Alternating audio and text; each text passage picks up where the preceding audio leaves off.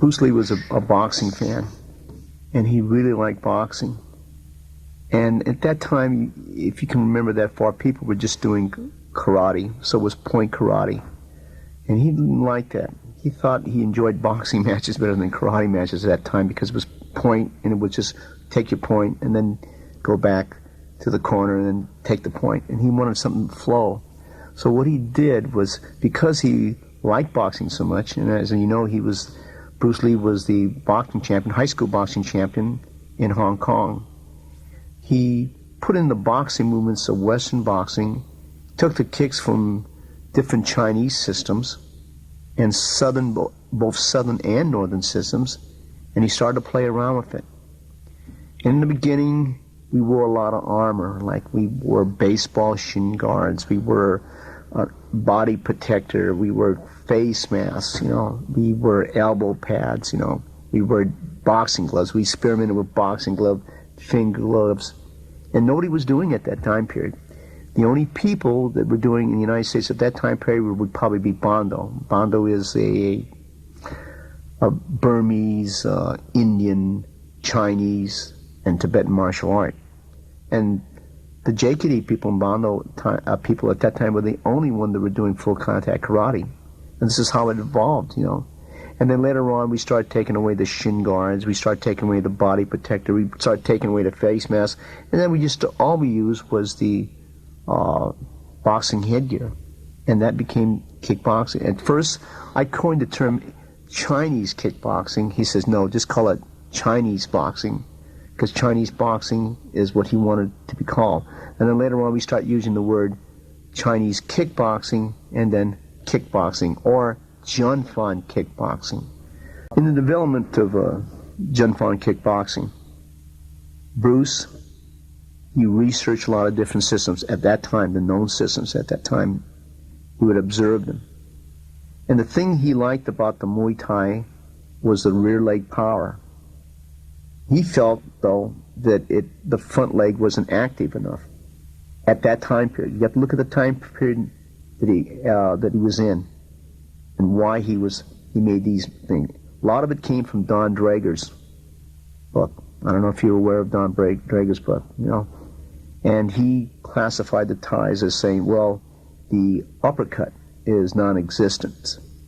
Of course, that's where Bruce Lee did his research.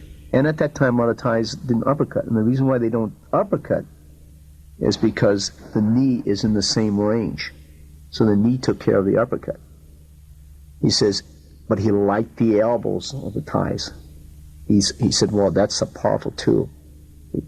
He didn't, in Don Draeger's book, he mentions about the jab was not seen very much, almost non-existent, okay? And that's the reason why, because they foot jab with their foot. So you have to look at why he came to this thinking at that time period. They said the hook was almost non-existent, and the reason why, on the tight hook, the Thais use the elbow, because the elbow was in range, in tight. They don't have to use the overhead, because the tight hook is in the same range as the elbow, and the elbow will cut the face up more. And it's more punishing than sometimes the left hook. And the kick, he referred to the Thai boxers as the John L. Sullivan with the leg. Now, all this is true depending who you're watching at that time. But if you look at the Thai boxer now, they jab, they cross, they have good hands, supplemented with devastating knees, devastating elbows, devastating kicks. So what he was looking at and observing from and taking his research from is what Don Draeger was saying and what he had seen. He felt that they weren't alive, that there was no broken rhythm. But that was true, may have been true maybe in the 60s and in the 70s, but it's not true here in the year, by coming in 1980, 1990, 2000, because things evolve. The other thing he took from was Savat. Now, many other writings and many other literature said he did not take from Savat, but I know different, because I was there when he researched it. I was there when he actually kicked and looked at the Super 8 of French fighters. There was a French, I don't know where he even got the tape, there was a French champion on Savat, and he was watching it on Super 8 and 8mm film, and he analyzed it, and he said, oh, I like this. This is a very punishing kick. coup de bas, which is the kick when they lift up, you know. He says, this is really good.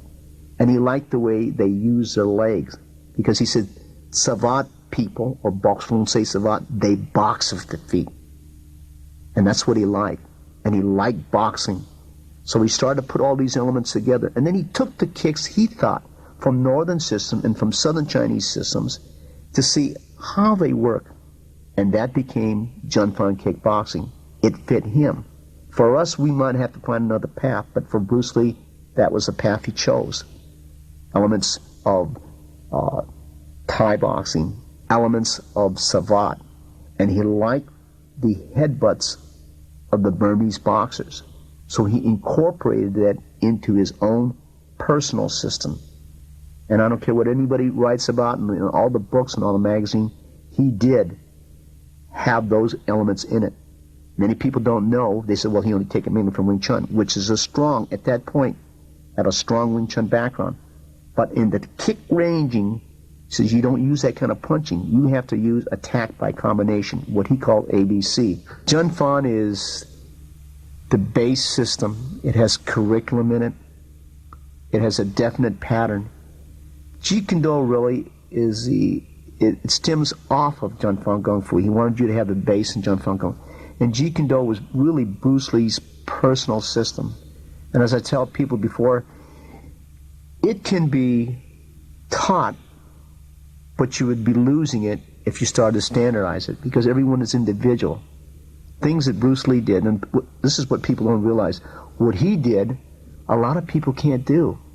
Like, he could really shell-shock a person with his lead jab. A lot of people can't now. We could score with that. We could put the guy off balance with it. We might even hurt him, but we can't take a man out. He had tremendous power, and we don't have that, you know. He had speed that it flabbergasted me. You know, I was a conference champion in my college, and he used to catch me like I was just in slow motion. It was like a bad dream. I've never met anybody explosive as him. I've never met anybody as fast as him. And there will be people that will surpass him maybe in speed, but maybe in totality, probably not. Because he's a rare individual, and probably when God made him, he threw them all away. Intelligent. A lot of fighters not intelligent. They're just gutsy. But he was gutsy, you know. He knew the direction in which he wanted to do it purposely. He just knew the direction when he was creating this. And it was created for him. But Junfan Kung Fu, we have to learn how to take the system and make it for ourselves.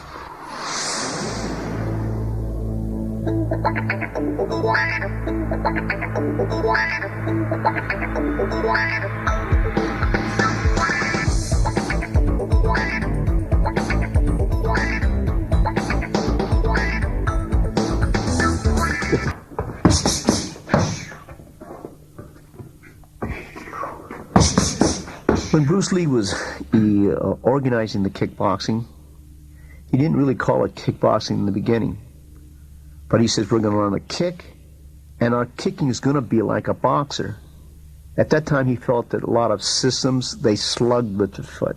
He says, you want to fence with your foot.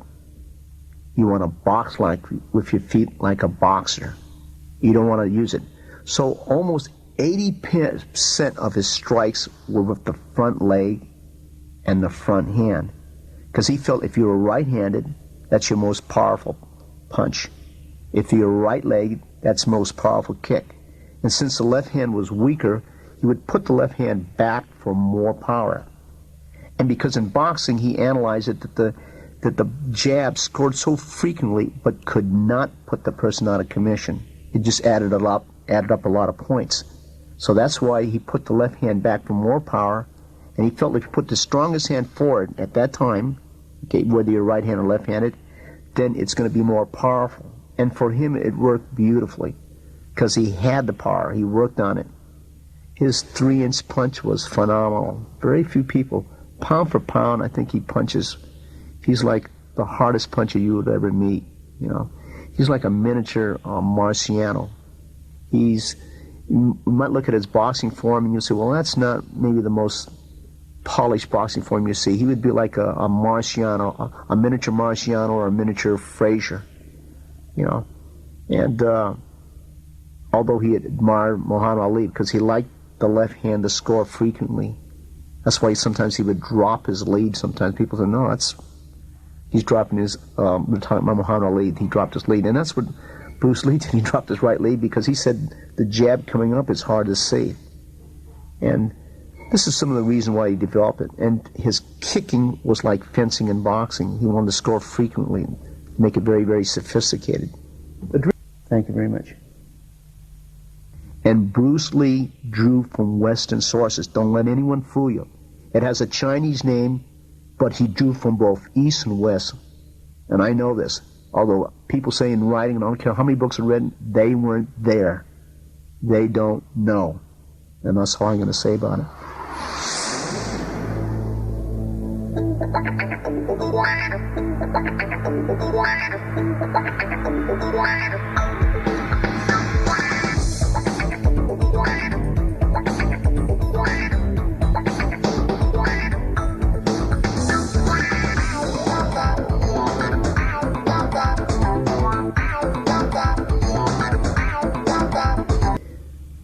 You know, when we first started off in the trapping, that was emphasized. Like when I started with him in 1964, I started with him right after the first International Karate Championships that Ed Parker threw. And I was a student and a black belt under Ed Parker. I was so fascinated with Bruce Lee. And at that time, he stressed a lot of hand trapping, which comes from Wing Chun. And as the years evolve, instead of coming off of a Wing Chun structure, before I used to do a Wing Chun structure and then go into a boxing structure. But as the years evolved, he took the trapping that came off of a kickboxing mode. In other words, the kickboxing mode would be like almost, I would say, savant, kind of a mixture between savant and Muay Thai and Northern Chinese systems of kicking with Western boxing. That was the mode. And the trapping came off that. It wasn't that the Wing Chun trapping was bad, like the straight blast was good, the trapping was good. Is that he knew there was a time and a place to trap. If you have room, you can do the kickboxing. When you're in tight, he felt the trapping was good, and he was very good. And he was very good at what I call first motion. One trap, one hit, he could put you away. Many times I've seen him. I think I'm safe in saying I've been knocked down by Bruce Lee more than any human being on earth. And I know that he could shell shock your body with one shot, one trap, either to the body, to the solar plexus, because he liked me. Of course, he didn't shell shock my face as much, but it was to the body. And when he hit the body, he could knock the wind off. He had that much power, and he had the short-range trapping. But that was mixed with Western boxing. In other words, he would come in, trap, go into sort of like Wing Chun hands, and then come out with Western boxing hands, or come out into a single leg tackle, or a double leg tackle, or a leg pickup, or go to the rear and dump you. In the trapping of Bruce Lee, in the beginning, as I said before, it was mainly Wing Chun trapping. He got out of that a little bit. He used to trap, and he would straight blast. And after he would straight blast, he would go to things like overarm hook, underarm hook, body tackle, which is a form of trapping. If you control the shoulder, you control the elbow, that is a form of trapping. So what he did was mix that with the Wing Chun trapping. Probably a person who grapples will look at it and say, well, no, they might not understand the Wing Chun portion. A Wing Chun portion would probably not understand why he would go into trapping the arms, trapping the elbow, trapping the head, trapping the body, trapping the legs, okay? What he called hand immobilizing tech, HIA. Then there was FIA, foot or leg immobilizing. Because you can grab, you can control the body. A good wrestler will trap the body. He is being trapped on the ground or in the standing position. You can trap and hold. So he liked to go between the Wing Chun trapping, and he would go into other areas that he had learned from Western wrestling that he researched, and from maybe observing Sambo. We don't know exactly, and I myself, to be really honest, I don't know how he integrated it. But I know that it wasn't the regular Wing Chun, because when I went back and studied with other Wing Chun people, and that's a great style, Wing Chun. It is a great style. But there's a time and place. Silat, I know his involvement, because he was the first one who bought me all my Silat books. We used to go to a bookstore, and he said, buy that book, that book. He had a great fascination for learning different arts. And with Silat, he felt a person in Silat was a tremendous condition. He was a well-conditioned athlete to go through their forms, what they call Kenbanga and Juros, both the fighting forms and the what we call the artistic forms. He knew that the people, and many people say that he never researched that particular art, but I say he did. How much, I don't know. But I know that he did research it. Wing Chun, as I told you before, it's a great system. And Bruce Lee, really, many people don't know this, and many people do, he didn't really complete the Wing Chun. Like the dummy, he was only up to section number 7. 1, 2, 3, 4, 5, 6, 7. So that's why when I learned it, I only learned it up to section 7. So he created his own move. He freelanced on the dummy. It's not completed. But as a great fighter, he was a great fighter. And he used elements of the Wing Chun. I have an instructor named Sifu Hawkins Chung, who's my Wing Chun instructor. And he said something to me that I thought was very interesting. He said, the first generation of people of Viet Minh were fighters. The second generation were technicians. And the third generation, he felt, they lived off the reputation of the first generation and the second generation. He told me that Bruce Lee's second and third and fourth hand, he could never tell if it was efficient enough. He says, but he knew Bruce Lee's first hand and first motion would blow people away. Therefore, no one knew what his level was in the second and third hand or the exchange. And I think that's a good thing, because as I remember, Bruce Lee would blow away people on the first strike and on the first hit, which made a difference. I'm sure you can find a lot of great Wing Chun people out there, and as far as knowing the system of Wing Chun, they probably excel over Bruce Lee, you know. But what he did was take the essence of Wing Chun and make it work for you. That's what he says, take the essence. Because some people, let's use it this way so you can understand it, okay? Some people do not have a BA degree. They do not have a BS degree. They do not have a master's degree, MA, MS. They don't have a doctor's degree. But even though they don't have the title sometimes of an educated man, they are highly educated. People say, well, he only has a master's, he only has a bachelor's. But because if he studied, there's so much studying, they have the same caliber of a guy that has a PhD. They just didn't have the time to have a university or a college recognize the level he was at. Bruce Lee was that type of a martial artist. He's at what I call a PhD level in understanding it. But maybe sometimes, in other words, for me, sometimes you don't have to be a 10th and a 9th or an 8th or a 7th degree in a particular style or system. You know, maybe you're just a first, but you haven't been recognized, or you didn't go through the system to attain that recognition. And Bruce Lee, because he was evolving, constantly evolving, many people from many different systems, black belt and other systems, studied with him or wanted to study with him. Some didn't want to study with him because, you know, it might jeopardize their reputation. They didn't want people to know. Others didn't want to do it because they wanted to, but they were embarrassed to train under a person that possibly does not hold rank in any system. Yet you find all these people with ranking following this man, 5th, 6th degree, who befriended him because they knew he had the talent. They knew that he had the knowledge. You know, Bruce Lee used to say, sticking to the nucleus. Know the nucleus, follow the nucleus, dissolve the nucleus. In other words, he said, know the principle, follow the principle, and dissolve the principle. This is the way he used. So a lot of times people say, well, how come the stress in Qizhou was taken out?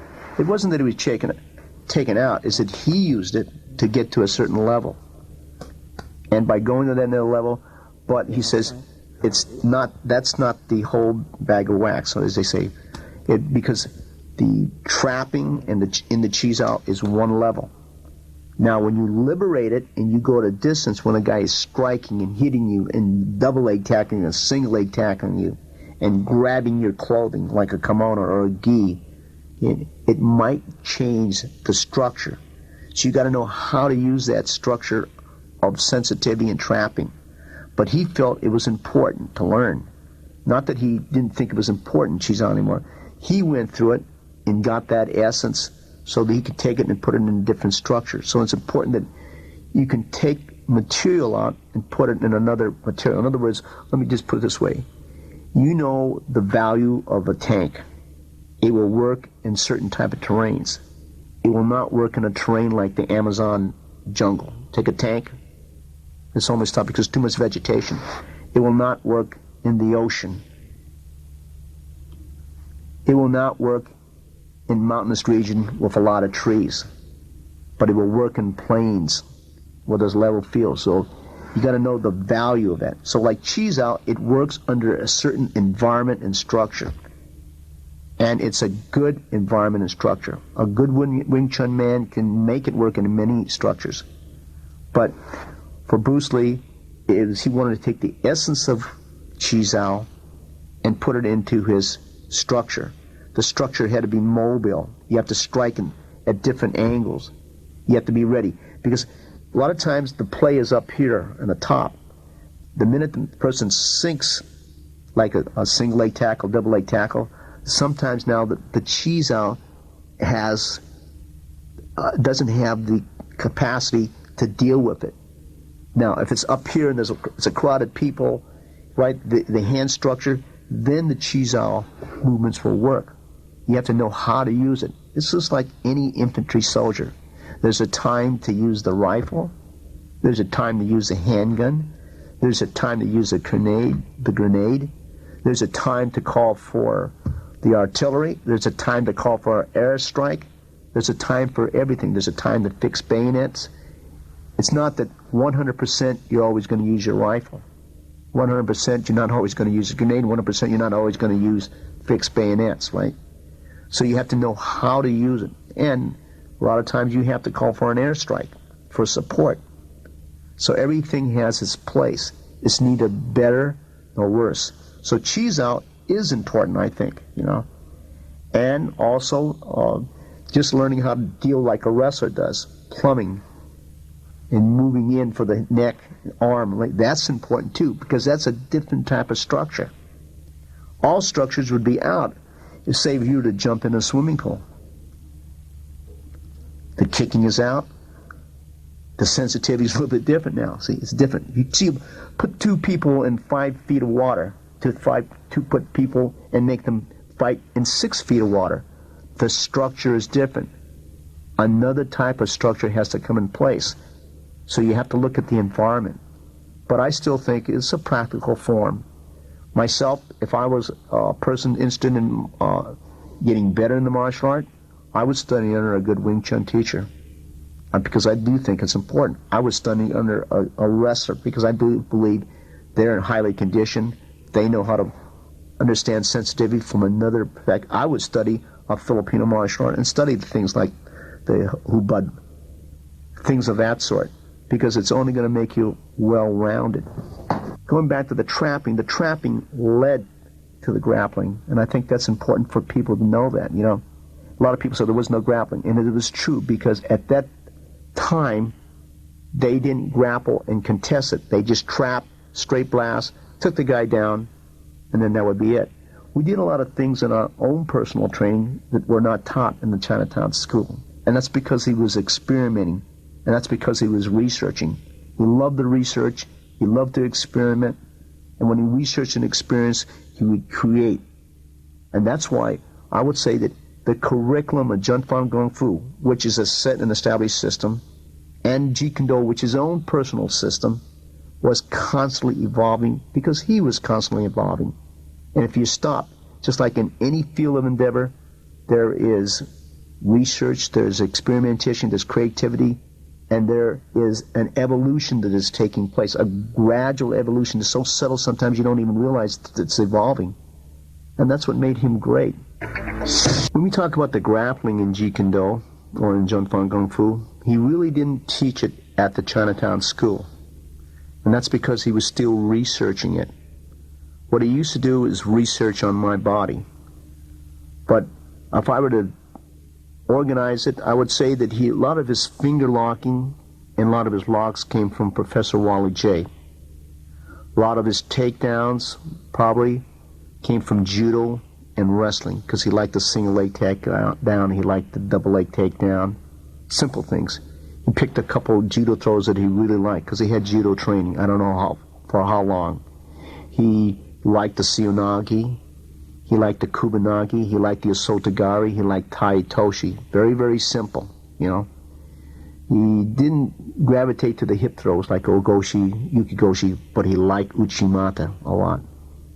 Right? He liked Harai Goshi, he liked Hanagoshi. I would say that I don't know why he didn't incorporate the training, this type of training, but what he did was incorporate it with me. And what we used to do is just go through this movements through trapping, through attack by combination, which is more like kickboxing, and then put me in a lock, and we wouldn't contest it. We would just tap. If it hurt, it tapped. We didn't try to get out of it. In other words, we didn't wrestle. However, the newer people now are doing that, mainly because of the influence maybe from the movement of Brazilian Jiu-Jitsu in the United States and in shoot wrestling. Shoot wrestling, as I told you, is a combination of Russian Sambo, Japanese Jiu-Jitsu and Judo, mixed with European catch-as-can wrestling, mixed in with Muay Thai, and then modified to fit it in what we call kick and punch and submit type of arts. But at that time frame, we did not. That's why I encourage my people to train in a variety of arts, because possibly I won't be able to give them in depth that maybe some of these arts can do. And I myself train in these arts because I want to grow also, you know. And I would say that a lot of people were saying, well, the most common comment I hear is that, well, Danny Inosanto has muddied the waters of Jeet Kune Do because he teaches other arts. But to me, you know, I try to teach Jeet Kune Do and Zhenfang Kung Fu exactly the way Sifu Bruce Lee taught me. However, I love to train in the other arts. I don't think there's anything wrong with that. If you like classical music, you should be able to go into pop. You should be able to go into Western music. You should be able to go into hip-hop or whatever you like. I don't know what you like. And I don't think there's anything wrong in liking classical music and pop music or Western or jazz or whatever. I think that's a person should be able to do that.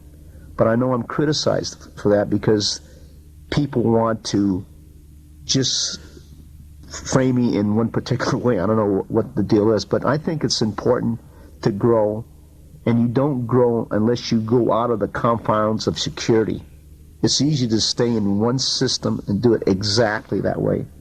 It's a little bit more daring and sometimes kind of fearful to go in areas where you're not familiar or to tread on waters that you're not familiar with. But that's where growth comes. As he said, it's from the old that we get the security. It is from the new that we grow, and I think it's important. In any new situation, you're going to grow.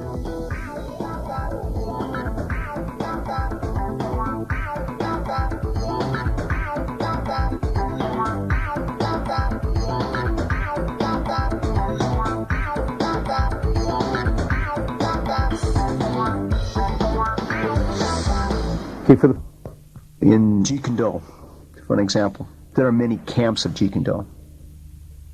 Jeet Kune Do has evolved many different ways depending who's teaching it, and I think that's healthy because everyone's going to develop it and bring it up differently. There's a camp that want to teach original Jeet Kune Do material as taught by Bruce Lee.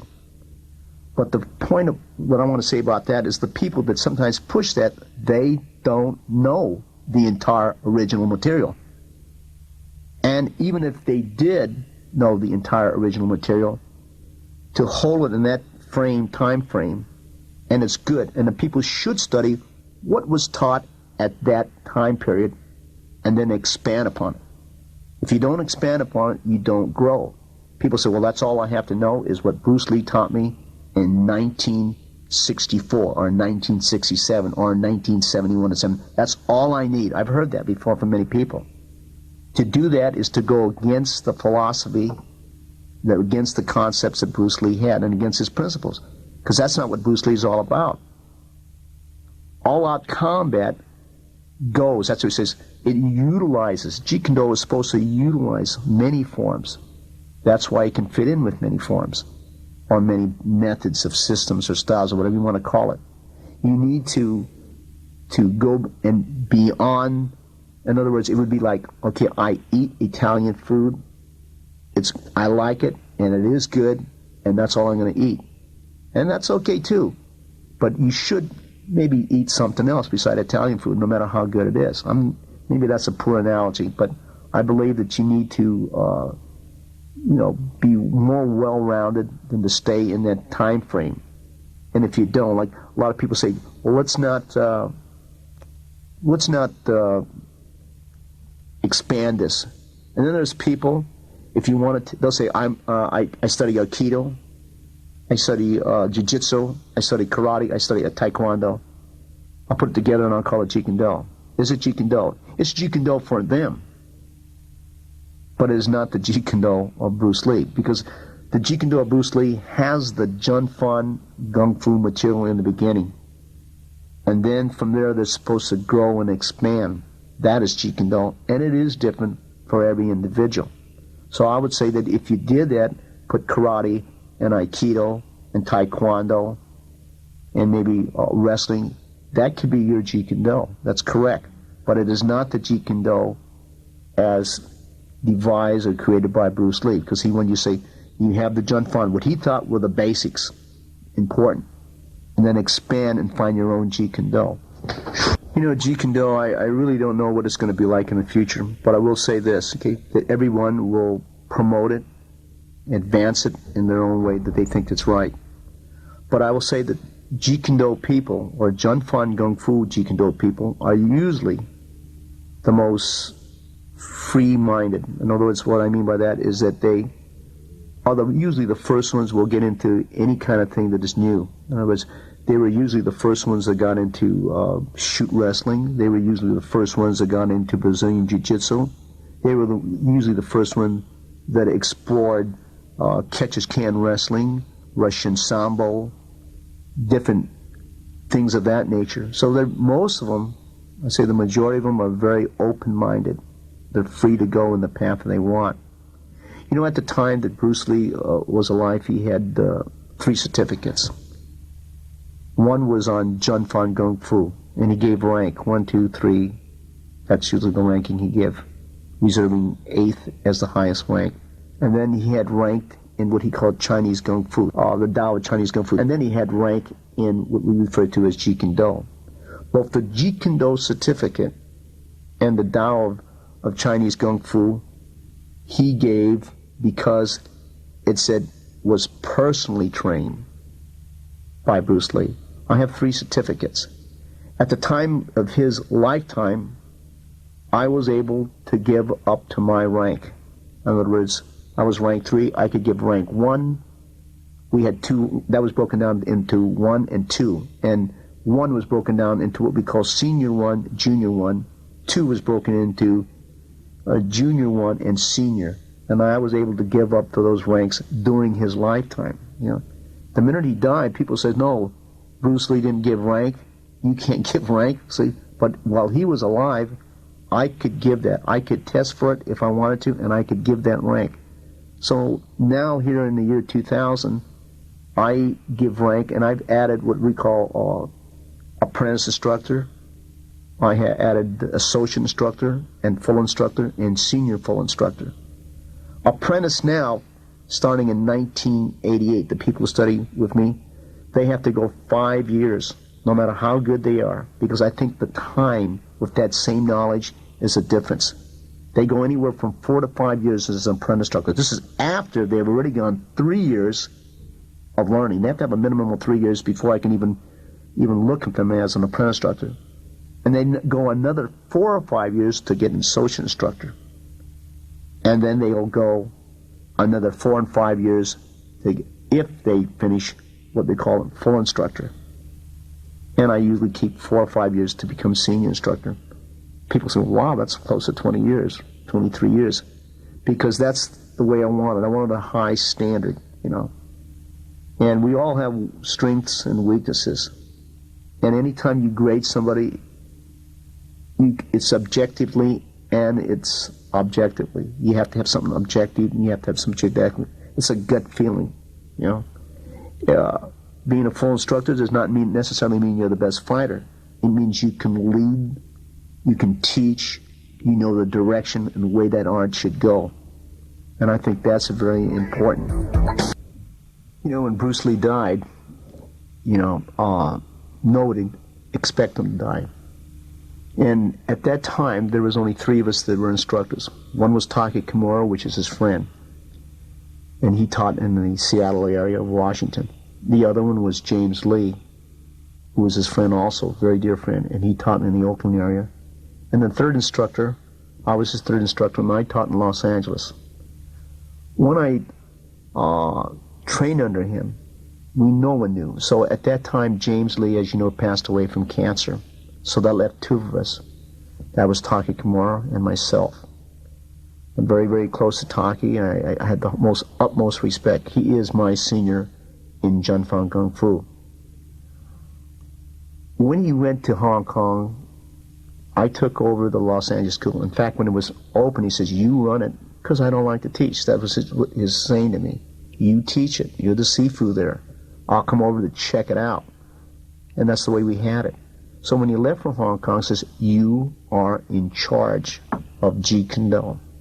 That's what he said. "You are in charge of Jeet Kune Do." And that's pretty hard, because when he passed away, I am not a Bruce Lee, and I'm not going to pretend like I'm Bruce Lee. I don't have his attributes. You know, I have a lot of his teaching. I was there when he researched on many things, and he researched with different people. If you had a wrestling background, he would play with you and learn what he could from that. So he was constantly learning things also. So I would say that, yes, it is. The burden of Jeet Kune Do is heavy, you know. And maybe not one person has the knowledge at all, but I feel I have a lot of the knowledge that was handed down. I know the direction in which he wanted to. There were people that were students under me that wanted me, 2 types of students. One that wanted to keep it a very closed-door group.